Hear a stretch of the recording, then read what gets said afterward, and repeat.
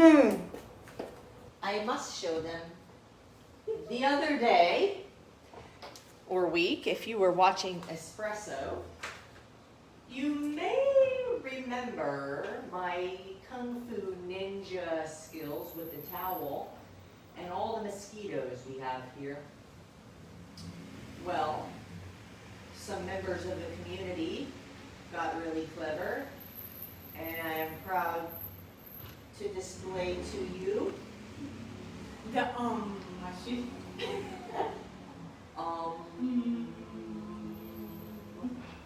Apparently this keeps the mosquitoes away, but so far it hasn't worked. I'm still just very hopeful. And it smells like incense, so why not? So we love Hippie shit. to pretend that we're up on the Himalayas when we work out. I did get one of those nets though we're gonna put up. Goodness Yeah, gracious. the Florida mosquitoes just have ridiculous mutations that, Ugh. you know. The only thing that is stronger than the coronavirus is the Florida mosquitoes. Oh gosh. All right.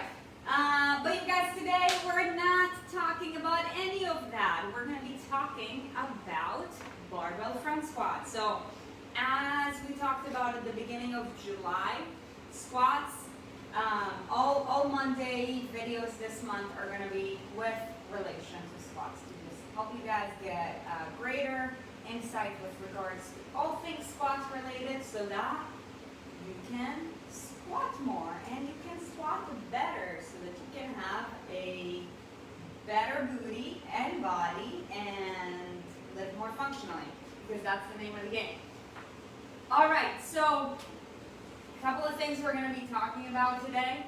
I feel like we're in a burn zone workout, but we're going to begin by going over some prerequisites. Okay, so when it comes to, you know, doing squats with a heavier load, aka a barbell, right? One of the benefits of the barbell is that you can put a greater load on the bar than obviously with a dumbbell or a kettlebell. Like with that, the load can be great, but what you see is what you get. You can't add an additional load to that. So knowing that, one of the things that we want to make sure is that, of course, like before doing a weighted front squat, like we want to know how to do a weighted back squat, okay? Because the front squat is a slightly more complex variation of the squat than the back squat, okay? Because there is certain things that it incorporates in addition to what the back squat does, and therefore, like, you want to make sure that you practice the barbell back squats before you do a front squat for the first time.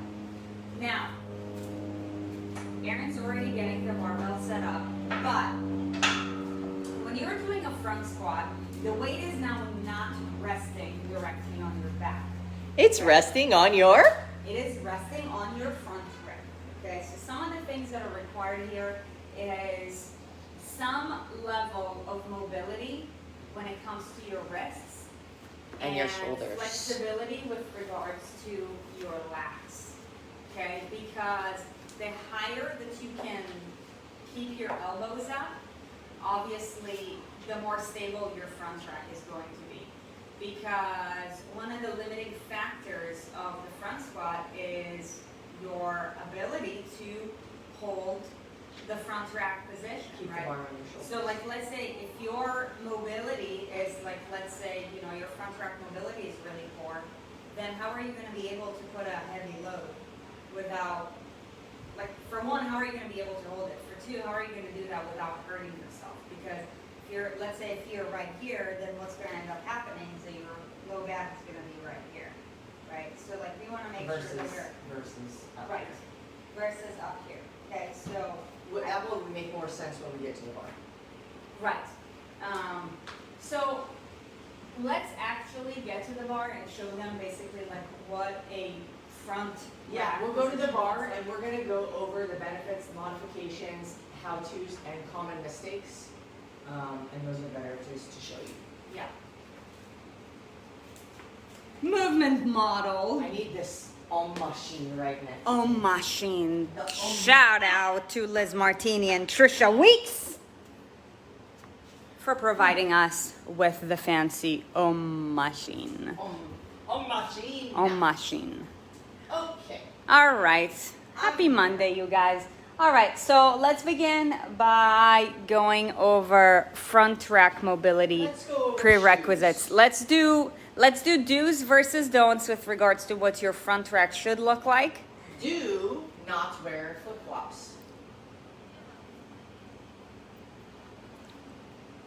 Hello, Samantha Fox.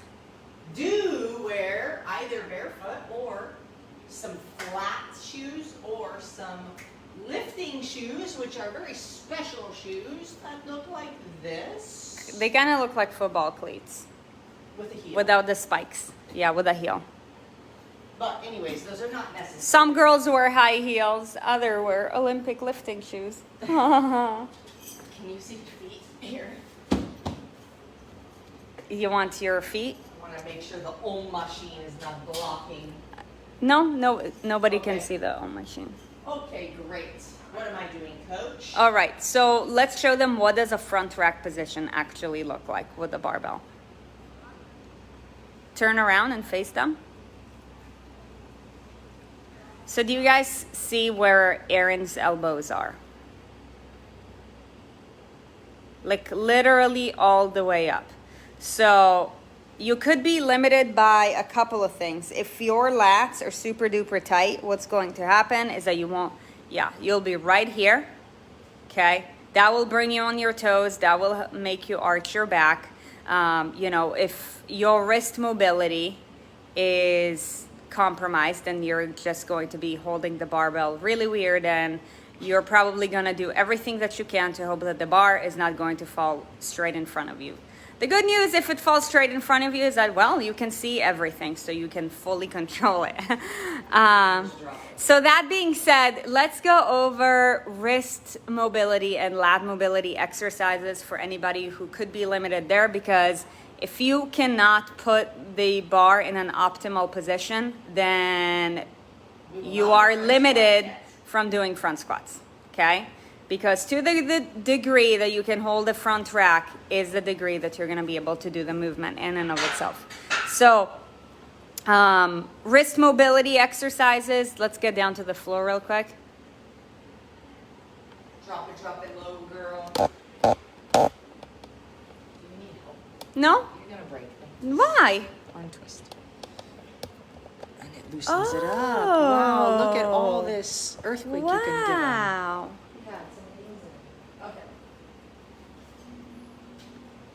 All right, so this is a demonstration of an exercise that can help you increase the range of motion in your wrists. So basically, Erin's gonna use the force of the static floor to help stretch out your wrists. So Erin, what are you gonna do here? I'm going to turn my fingers to point backwards, and I'm going to push my palms to the floor, and then I'm going to lean. I'm going to lean back. So this gets this inside part of your arm. And then what you can also do is this opposite side, which is going to get some stretch in here. If somebody's wrists don't do this, it's because there's a tightness in the forearm or even in the hand that doesn't allow for the wrist to come back like that. So the wrists are going to be the first one. We want to stretch out the muscles in the forearm. Yeah, so what we'd recommend is that you do 2 rounds of 30 seconds each side, okay? 30 seconds facing forward, 30 seconds facing backwards. Do that 2 times, and that could be your wrist exercise, okay? Palms down and then palms up. Yeah. Fingers back. So that is a wrist mobility exercise. Now, for a lat stretch, we can show them the half kneeling banded lat stretch. Now, if your wrists are okay, but you're like, why are my elbows all the way down to the floor? That's because your lats are super tight and we need to stretch them out. Okay, hold on, you guys, I'm learning. All right, so see Erin's arm in relation to the pull-up bar. So you tie up a monster band on the pull-up bar. You're gonna pull the band out, you're gonna reach your hand through with your palm facing forward, and then you're gonna grab onto the band, okay? Here, palm is facing forward, hand goes through, grab the band. Whee! From here, you're gonna get some tension on the band, and you're gonna bend at the hips or at the waist, and you're gonna let that band, the tension on that band, just kind of pull that arm forward. I'll do this side so you can see better.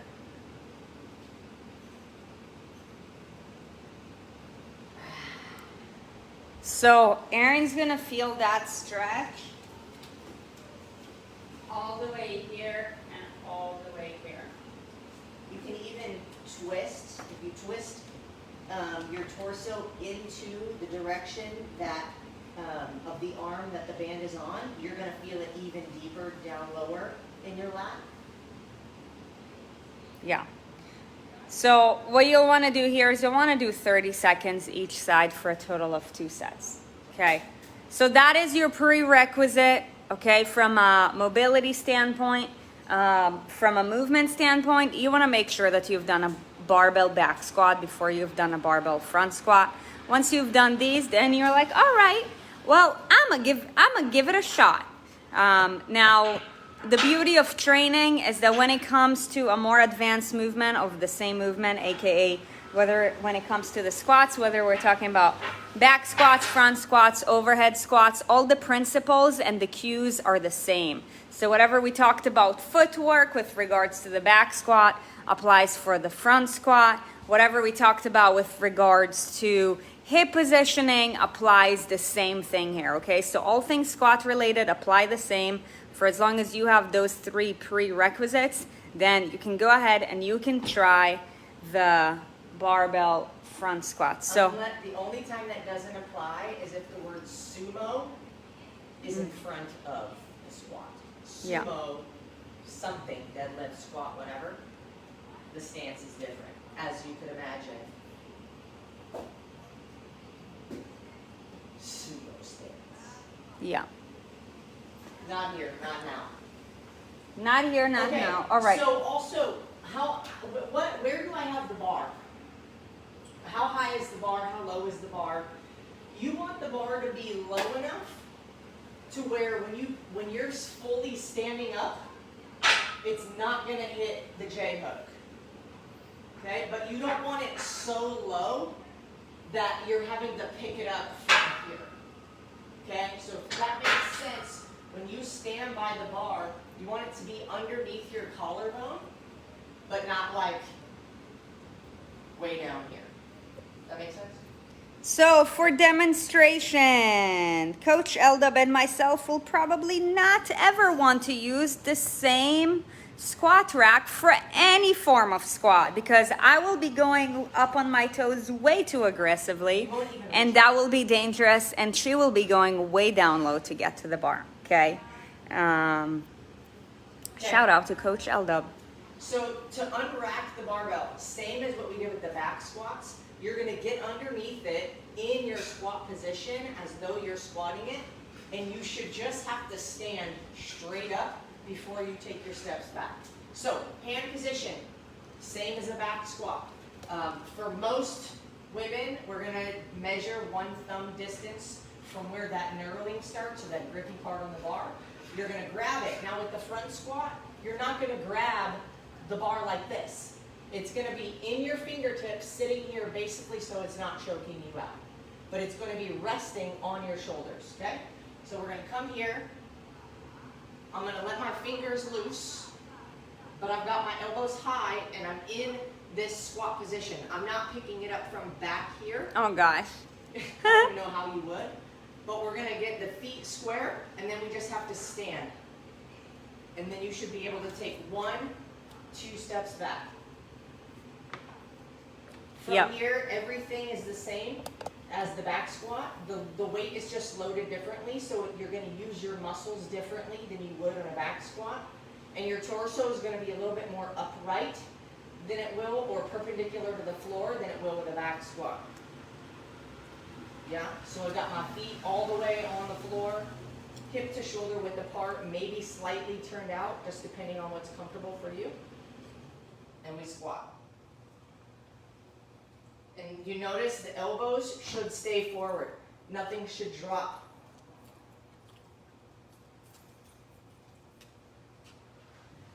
Something that will naturally happen as the weight gets heavier is because there is obviously more of a gravitational resistance on your elbows. It will bring your elbows down, and that's why you actively have to press your elbows all the way up to the sky. Okay, that's why a cue that you hear very often in the training world when somebody lifts heavy on front squats is elbows, elbows, elbows. You hear elbows, elbows, because that cue, when you get to the bottom, if you drive your elbows up, it keeps your torso upright. If you don't drive your elbows up, it's very likely that you'll start rounding your back and your form will get really crappy. Yeah. Samantha Fox, the weight of our bar is 35 pounds. We use a female bar. With regards to more insight on just barbell information, go to the, I think last week's and 2 weeks ago's episodes. We talked about all things logistical. All right, so how-tos and common mistakes. Modifications. Let's talk about modifications. Modifications for a front squat. I would just use a medicine ball. This is different though, because obviously your elbows are not going to be up, but the weight is front loaded. You can use a medicine ball, you can use a kettlebell, you can use a dumbbell. Here's our medicine ball front squats. We can do Dumbbell, kettlebell. You can do dumbbell front squats. You can hold it here. You can do goblet. The kettlebell front squat is called a goblet squat. So if you ever see goblet, or just here. But none of these are the same as the barbell. Yeah. So it's a very different stimulus. So the goal as you continue to progress with your training is that you transition to barbell, because you're going to be able to do a heavier load, and obviously that's going to allow you to get stronger. It's going to obviously, like, the greater the load, the more of a weight bearing and exercises, the greater it is for your muscles, bones, joints, tendons, that sort of thing. Obviously, with the exception that unless you got some kind of prescription from your PT to not do it, then you can disregard this. So also with the, like, if you're having trouble with the barbell front squat, you can also make a different object more difficult if you use one in each arm. That's annoying. Yeah. But common mistakes made on the barbell front squat mainly are somebody's trying to grip the bar all the way with their fist. So they're unable to get, like, if I hold onto the bar all the way, I have good shoulder mobility, so I can still get my elbows up pretty high, but I'm using so much energy to hang onto the bar and try to push my elbows up, and probably compromising what's happening with my back, versus if I were to just hold the bar here. Your fingers are meant to keep the bar from just like going into your throat, right? So you're maintaining the position here. Having your elbows up simply keeps the barbell on your shoulders. Yeah. If I were to do front squats like this, oh, can I do front squats like this? Probably not very heavy, because you have no control of what the bar is doing on your shoulders. When you've got your hands under here, you have control. I've got full control. It's not going to wiggle off of me of what I'm doing. The other mistakes that happen in a front squat, can you please stop doing that machine? That would be great. Thank you. The other thing that happens is, like we already talked about, the elbows drop, and when the elbows drop, there's this fight. You're like, and it's just not a pretty, it's not a pretty sight, it's not a pretty feeling, it's not, at that point, just drop the bar in front of you and just ditch the lift. Yeah. One way that you can tell, wow, that you are ready to do the front squat. Can we talk about like the Frankenstein PVC type squat? So like if you can basically do it like the front squat like this. Is that real though? Is that true? Well, aside from the elbow and lat squat. So Well, like, that's everything, no? what?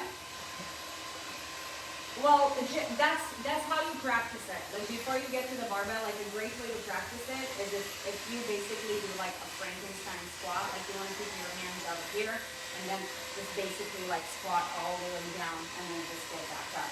But what does that do? I'm confused. It helps to create the stimulus for the front squat. You remember in the book Squat Bible, he talks about it? Oh, okay. Frankenstein squat. Sure.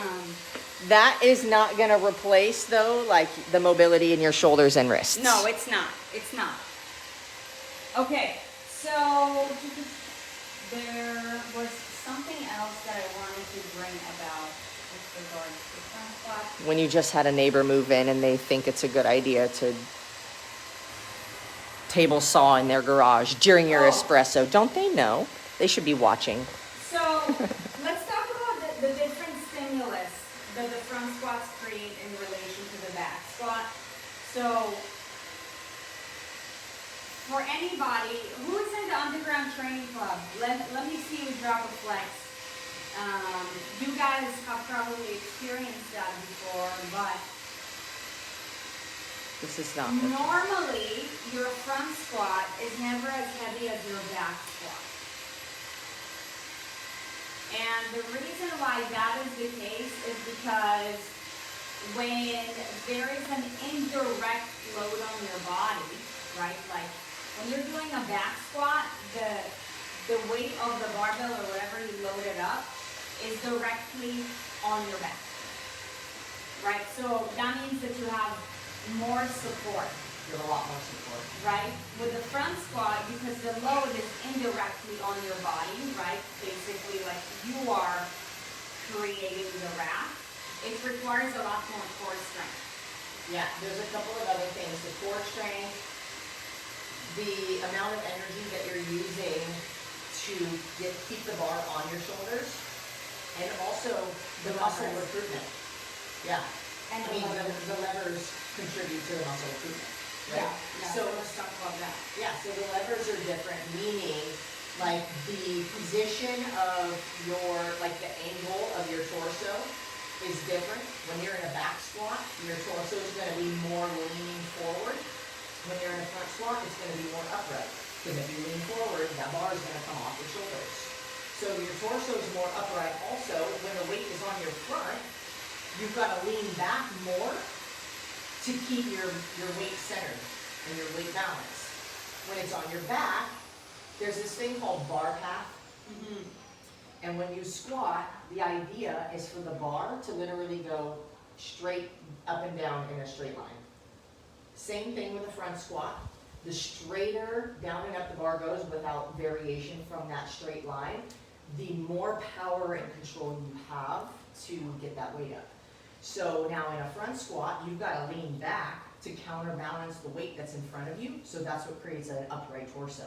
When the bar is on your back, you've got to lean forward more to keep that bar path straight and counterbalance the weight that's on your back. So when that happens, you're recruiting then different muscles, quads, glutes, hamstrings specifically, to get the weight up. That those muscles in like their synergistic movement aren't as strong as where you would be with the back squat. Yeah? Yeah, and also, just from the positioning of the bar and where it is in relation to your body, when you're doing a back squat, So look, they're both a knee dominant exercise, okay? In the sense that, you know, your knees are heavily involved in the movement. However, when you're doing a back squat, your hip joint takes a way greater load than the knees, while in the front squats, your knees take a way greater load in relation to your hips. And obviously, like if you were to choose, if you were to just look at your body right now, like if you were to look down, which is a bigger joint, the hip or the knee? Which do you think has more power and force and stability behind it, the knee or the hip? The hip. So that's why, like, you know, for any of you guys who've been in more than one strength cycle in the underground training club, like let's say if you were to do like a 3 rep for your front squat and a 3 rep for your back squat, you may have wondered, oh, how come my front squat numbers are way different than my back squat? Well, that's because of the levers, that's because of the motor unit recruitment and that sort of thing. And that's why, you know, it is really important that you do different forms of squats, because it puts a completely different stimulus on your body. So I bet that one question that you guys are probably asking, well, tell me, Sarit, which is better, the back squat or the front squat? Well, the reality is that you want to do it all. You want to do both. Because they provide a different stimulus, right? And, you know, like if you think about the word fitness, it is basically what it means is how fast can you adapt to external stimulus. So if you train your body in, you know, like more movements with more modalities, do you think that your level of adaptation is going to increase? Absolutely. Therefore, it is equally as important to do front squats as it is back squats. Okay, and that's why we're really making sure that we're, like, you know, taking a deep dive with regards to any of these movements, because it's not like, oh, this is better than that. It's like, no, you need to do it all. If you think about the word fit in regards to like fitness, are you fit to do something? How fit are you to front squat? How fit are you to back squat? Mm-hmm. If you can't, you're not, if you've got mobility issues or things, you're not fit enough to do a certain movement. Yeah. Does that mean you're a terrible person? No. But just logically, in the sense of the word, like, am I fit enough? If you have a mobility issue, an injury or something, and you can't do something. If you're compromised because of your mobility, because of your strength, because of your endurance, because of, you know, like agility, your health, then you are unfit for that. Right, so the goal is to be able to do as many movements as possible, because that means you are more fit. Yeah. That makes sense? Yeah. So every single movement is different.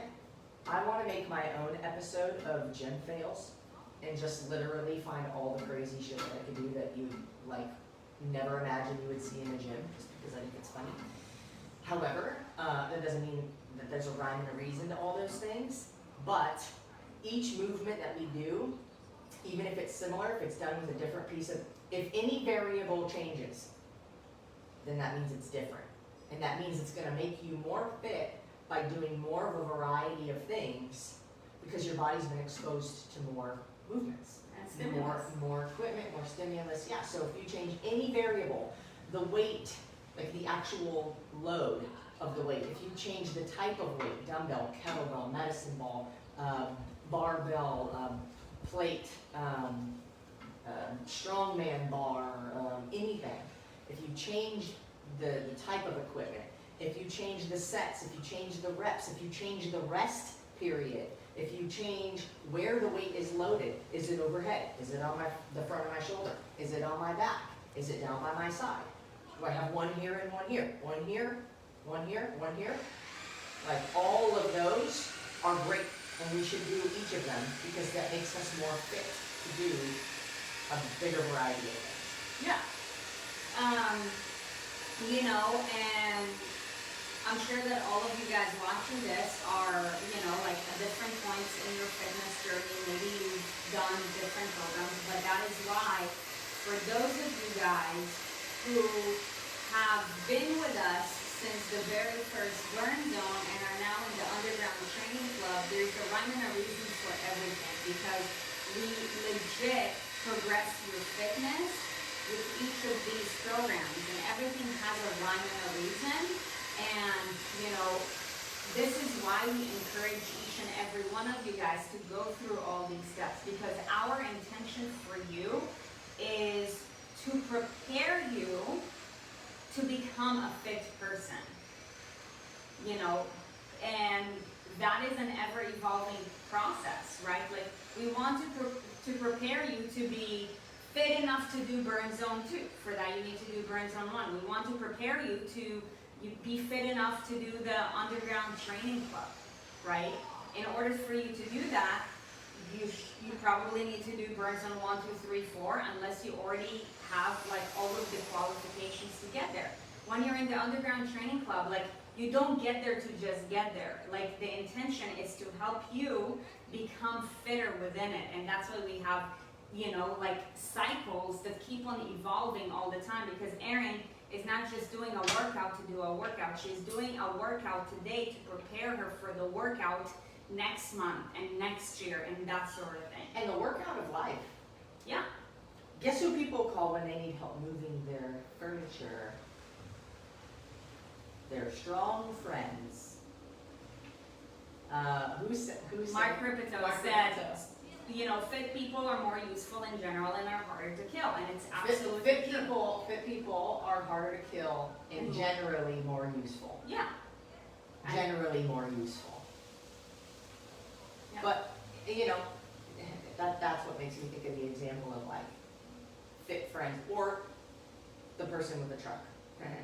But that's beside the point. Yeah, I want to share with you guys a little story that we were asked by, like a friend of ours this weekend, and the explanation that we gave, and the reasoning for sharing with you guys this story is to encourage you, if you're not currently following any of our training programs, to do so. But here's why.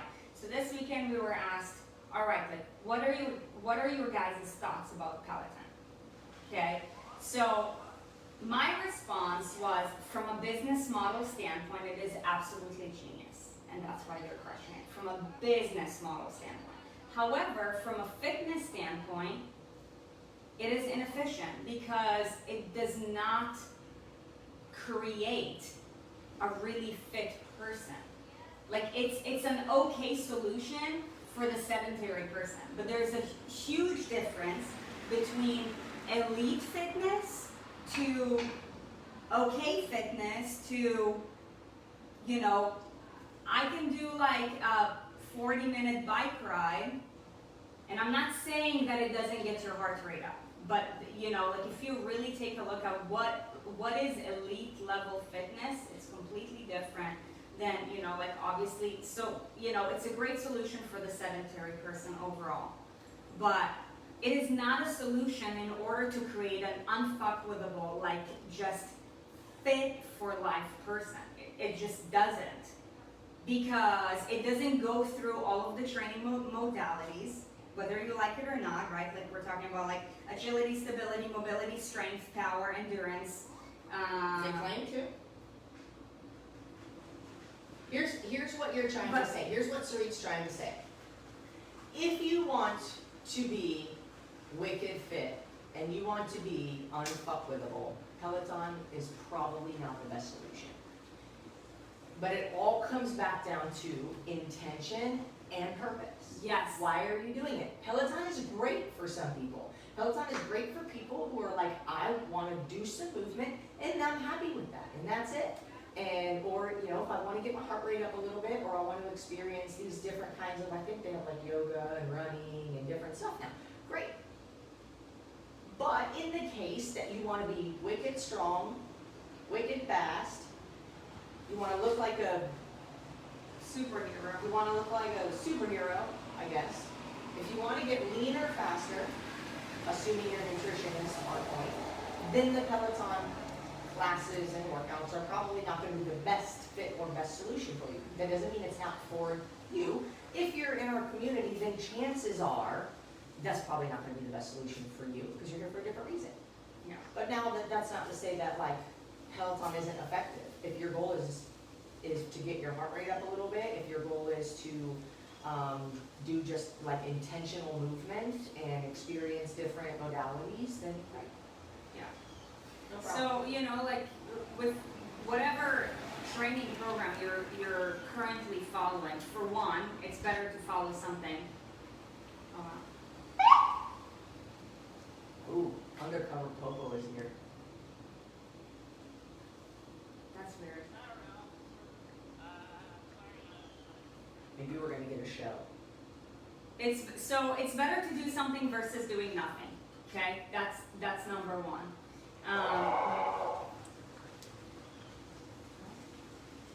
It's weird. But for two, you want to ask yourself, what is my intention and my purpose for doing it?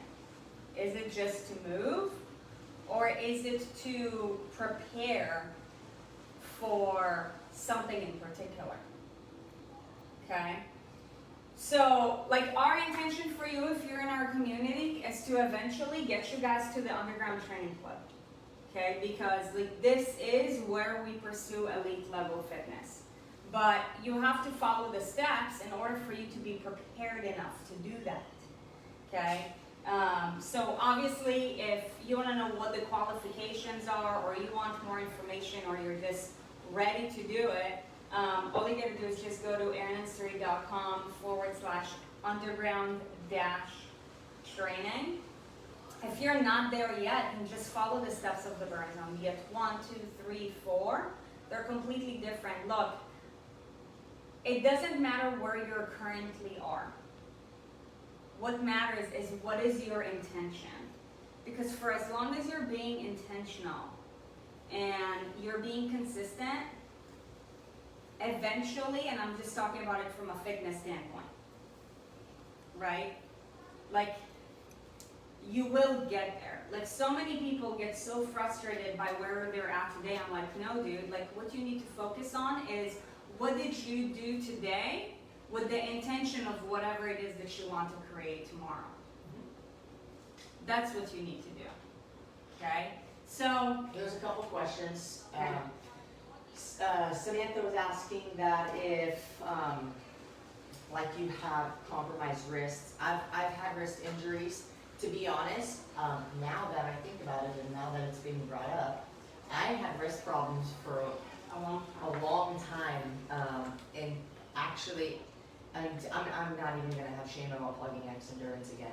But until I started taking the joint and the omegas on a consistent basis, and now it has just dawned on me that I haven't worn wrist wraps.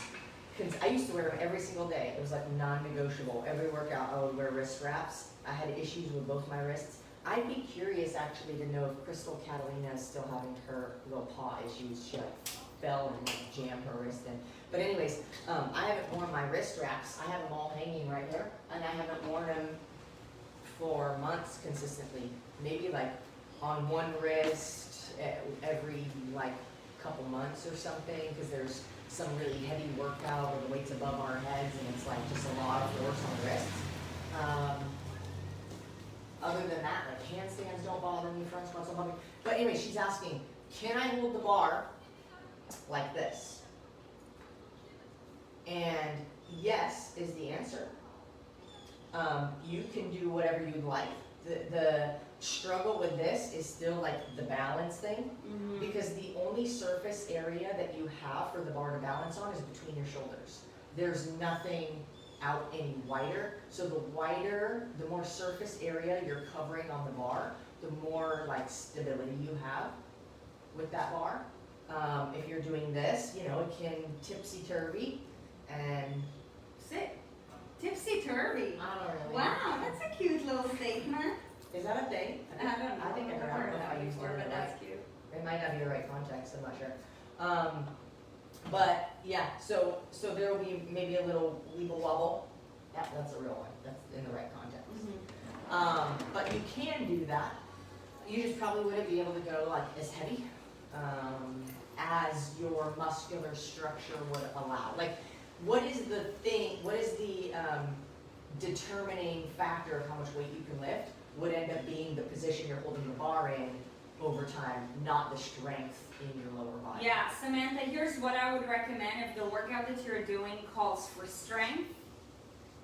we talked about rep schemes and that sort of thing last week. If you're unclear about that, just go ahead and watch last week's episode. But if it calls for strength, which is basically like anywhere between 5 reps or less, then I would just recommend that you substitute it to back squat so that you can work on your squatting strength.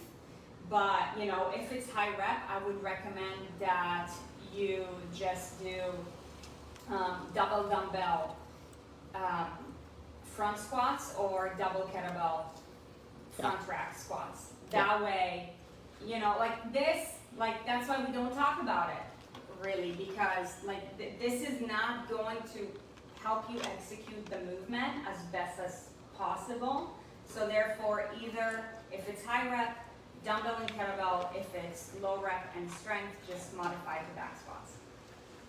And you guys, that being said, that does it for today's episode. If you found this episode valuable, you already know the drill. Just do us a favor and please forward it over to somebody else who would find the benefit from it, whether it's somebody who just started doing squats, or maybe somebody who keeps telling you, oh, you should do it this way, you should do it that way, but meanwhile you're like, do you really, like, what makes you say that? Yeah, why? Always ask why. It's a good question. The truth is though, you know, we live in a world where, like, you go to the gym, like, every Joe Schmo is going to give you, oh, you need to do this, oh, you need to do that. But then it's like, if you ask them why, because it looks better. Like, Just a sound reason. Yeah, A sound there reason needs- why there is a needs to be requirement. A reason for everything. So obviously make sure that, you know, whatever advice you're getting, make sure that the person is qualified with experience and knowledge. And you guys, that being said, thank you so much for joining us. We hope that you found today's episode valuable. Tomorrow's session is going to be about all things Q&A. So Danny, if you can do us a huge favor and drop the form below so that you guys can answer all of your questions, we will gladly answer them.